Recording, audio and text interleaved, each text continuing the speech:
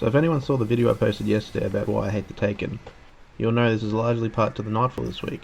The Outcome Priest, the Taken version, that features nearly every Taken enemy type, that relentlessly spam you with all their attacks. As much as I hated it, I thought it was for a good reason. I was trying to get the Stolen Will shotgun.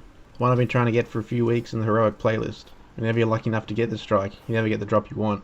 That being said, I spammed the Nightfall many a time, when the exclusive loot for the strike drops more frequently, until I got a handful of Stolen Wills, trying to get the roll I was after. The thing is, I didn't even know what role I wanted. This archetype of shotgun isn't really for everything. Just straight up with the stats, it clearly resembles a Dry Rot from Year 1. One of the higher rate of fire and lower impact shotguns, with the lower range, lower stability. I think we can all agree right now that, in the current meta, with the way shotguns are in Crucible, this is definitely not for Crucible.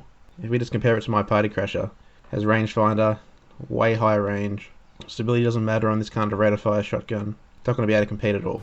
So now that we've completely ruled out the Stolen Will from PvP, let's take a look at it in PvE. What I'm trying to look for in a shotgun for PvE is a high DPS. High DPS typically means a high rate of fire. Obviously impact is pretty important in DPS, but a high rate of fire can usually compensate for a lower impact. And going off the base stats, yeah, this shotgun, the Stolen Will, should fit this description. High rate of fire and a moderate impact. But from playing around with it in a few strikes, the perks which I thought would be ideal were far from it. Typically with a shotgun you want to look for a high range perk, such as Reinforced Barrel or Rifled Barrel. Typically on a shotgun, since stability isn't all that important, Reinforced Barrel was the better choice. But that's only really relevant for shotguns with a really low rate of fire. Whereas if you want to build this for a high rate of fire PvE shotgun, you definitely want some stability if you're going to stack multiple shots on the target. I played around with two different types of loadouts.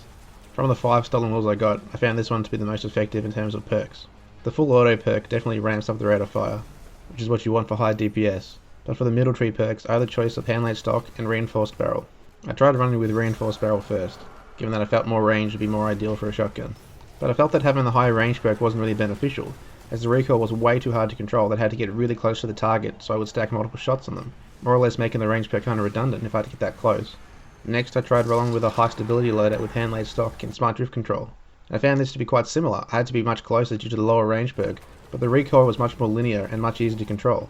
I was able to stack multiple shots far more simply. So despite having completely different statistic roles, either having high range and low stability, or high stability and low range, I found they more or less perform the same way. You had to be closer to the target to make either of them work. That being said, I found the high stability loadout a lot easier to use.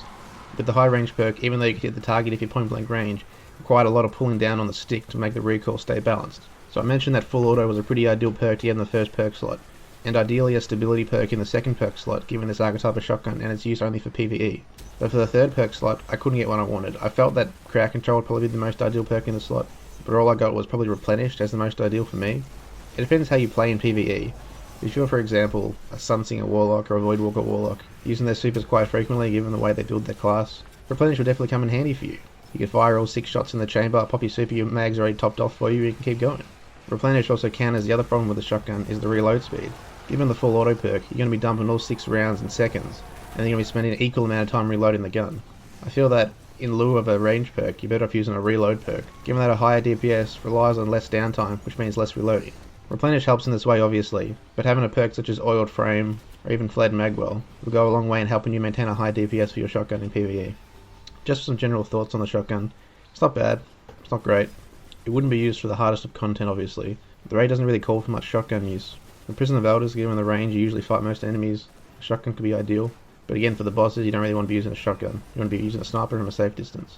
I feel like if this was back in the House of Wolves when shotguns are at their peak in terms of strength in PvE, this would have been very ideal in most PvE activities.